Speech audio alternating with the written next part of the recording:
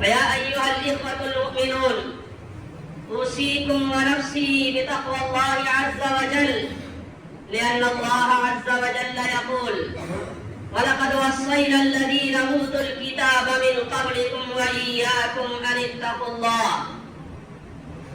وأوصيكم ونفسي باغتنام مرحلة الشباب والقوة، لأن النبي صلى الله عليه وآله وسلم يقول: اغتنم 5 قبل 5، شبابك قبل هرمك. أيها الإخوة المؤمنون، جعل الله عز وجل الحياة الإنسانية في مراحل مختلفة وفي محطات متنوعة، وهذه المراحل تدل على رحلة الحياة الإنسانية من مكان إلى مكان آخر، ومن موضع إلى موضع آخر. فحياة الإنسان منذ ولادته إلى وفاته تتنوع وتتعدد. هناك الحضانة، هناك الطفولة، هناك المراهقة، هناك الشباب، هناك الفتوة، وهناك الكهولة، وهناك الشيخوخة. وإن هذه المرحلة التي يمر الإنسان في حياته، قال الله عز وجل في القرآن الكريم: اعلموا أنما الحياة الدنيا لهو ولعب وزينة وتفاخر بينكم وتكاثر في الأموال والأولاد. لكن فترة الشباب هي فترة القوة والعمل، فترة البناء والنشاط. هذه الفترة أي فترة الشباب هي كالربيع بين فصول العام، وهذه الفترة تقع بين ضعفين. قال الله سبحانه وتعالى: الله الذي خلقكم من ضعف ثم جعل من بعد ضعف قوة ثم جعل من بعد قوة ضعفا وشيبا يخلق ما يشاء وهو العليم القدير. أيها الإخوة المؤمنون، الشباب في كل زمان ومكان هو العنصر الفعال في بناء الشعوب والأمم. وقد صدق من قال: حياة الأمم بشبابها وموت الأمم بشبابها. فجميع الأنبياء والمرسلين من سيدنا آدم عليه الصلاة والسلام إلى سيدنا محمد صلى الله عليه وآله وسلم كانوا شبابا وفتيانا أرسلهم الله عز وجل لهداية أقوامهم ومللهم. فقد ذكر الله سبحانه وتعالى عن إبراهيم عليه الصلاة والسلام أنه كان فتى، قال بلسان قومه: سمعنا فتى يذكرهم يقال له إبراهيم. فكان إسماعيل عليه الصلاة والسلام شابا صغيرا، لكنه كان يشارك أباه في بناء بيت الله المقدس.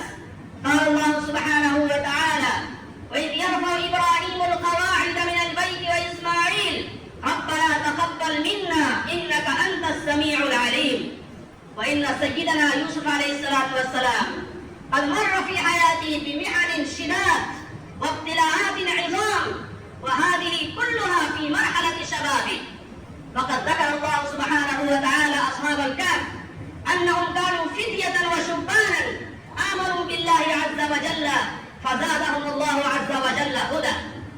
أيها الإخوة المؤمنون، إن النبي صلى الله عليه وآله وسلم قد اهتم بالشباب والفتيان اهتماما بالغا، فإن النبي صلى الله عليه وسلم علمهم أصول الإسلام وركائز الإسلام ودعائم الإسلام وأسس الإسلام.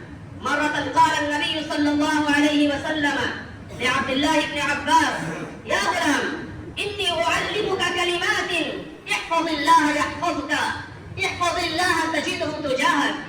ومرة قال النبي صلى الله عليه وسلم لعمر بن أبي سلمة: ماذا قال النبي صلى الله عليه وسلم؟ يا غلام، سم الله وكل بيمينك وكل مما يليك. فقد حث النبي صلى الله عليه وسلم الشباب والفتيان على العمل الصالح فقال: 7 يظلهم الله في ظله يوم لا ظل إلا ظله. وذكر من بينهم شاب نشأ في عبادة الله عز وجل. وفي زمن النبي صلى الله عليه وسلم انحرف بعض الشباب حتى قالوا: إني أصوم الدهر أبدا. وقال قائل: إني أصلي الليل أبدا. وقال قائل: إني لا أتزوج النساء. فلما سمع النبي صلى الله عليه وسلم فغضب واحمر وجهه وقال: والله إني أخشاكم لله وأتقاكم له، ولكني أصوم وأفطر وأصلي وأرقد وأتزوج النساء، فمن رغب عن سنتي فليس مني. هكذا كان عمل النبي صلى الله عليه وسلم. وقد استعمل النبي صلى الله عليه وسلم الشباب والفتيان في أعمال صالحة. فهؤلاء الخلفاء الراشدون وبقية العشرة المبشرة كلهم كانوا في مرحلة الشباب، استعمله النبي صلى الله عليه وآله وسلم في عمل الخير. وهذا مصعب بن عمير صحابي رسول الله صلى الله عليه وسلم كان شابا يرسله النبي صلى الله عليه وسلم إلى المدينة المنورة كداعية ومصلح ومبلغ. وهذا بلال بن رباح الحبشي أسلم في عمره 30. النبي صلى الله عليه وسلم جعله مؤذن مسجد النبي، وهذا أيضا انتخب كأمين الصندوق لبيت المال. وهناك أسامة بن زيد كان عمره 18، لكن النبي صلى الله عليه وسلم عمره في فتنة الردة على جيش كبير كان فيه كبار الصحابة رضي الله عنهم.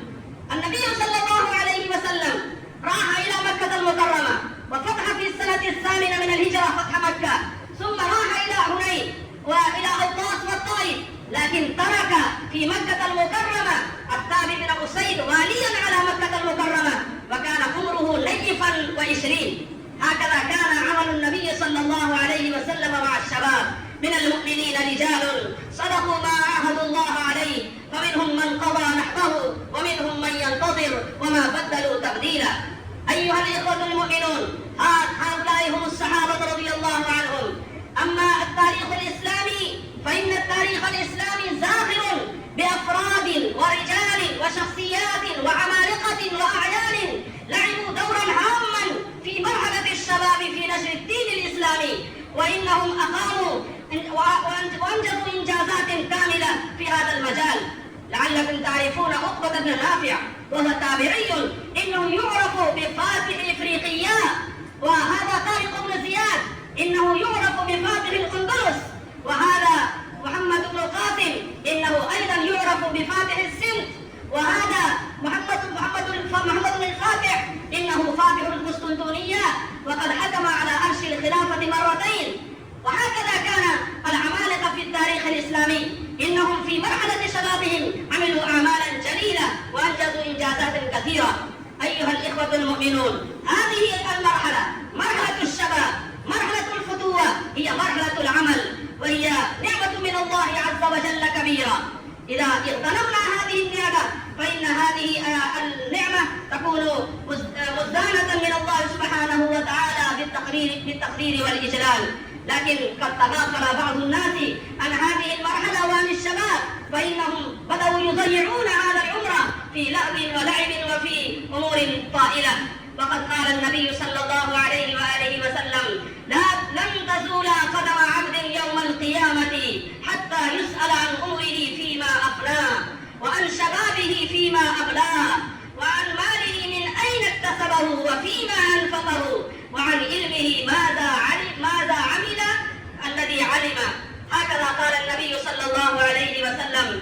أما الحديث المشهور الذي رواه البيهقي في شعب الإيمان فهو على لساننا: اغتنم 5 قبل 5، شبابك قبل حرمك، صحتك قبل مرضك، حياتك قبل موتك، فراغك قبل شغلك، غناك قبل فقرك. أقول هذا وأستغفر الله لي ولكم ولسائر المسلمين من كل ذنب، فاستغفروه إنه هو الغفور الرحيم.